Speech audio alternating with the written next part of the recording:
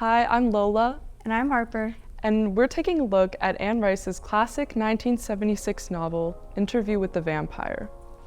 You may be familiar with the brooding vampires from Twilight, but Louis and Lestat were the originals. The story follows Louis in the 1700s and his story of being an immortal vampire and being turned by the evil vampire Lestat. Lestat is definitely the most dramatic character in this entire novel. He has this dramatic flair that has attracted many readers over the years, and Tom Cruise's interpretation of him in the 1994 movie was definitely, it got a laugh out of us when we were watching the movie together. Very over the top, and definitely very memorable, and Brad Pitt as well. Yep.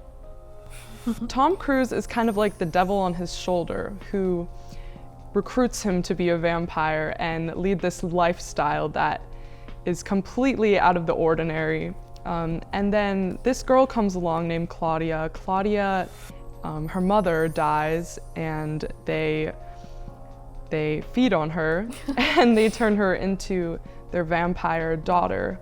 But quickly, this turns into competition, weirdly, between Louis and Lestat, or some would say between Lestat and Claudia, if you want to talk about that.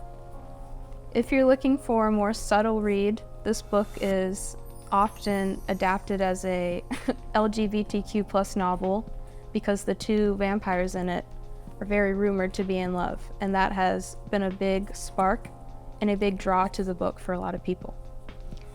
Yes, and there's also a new HBO show that explores this. The original movie and novel kind of danced around this. A lot of it was up to interpretation, but this new HBO show does not leave much up to interpretation. It's very popular on TikTok. Yes.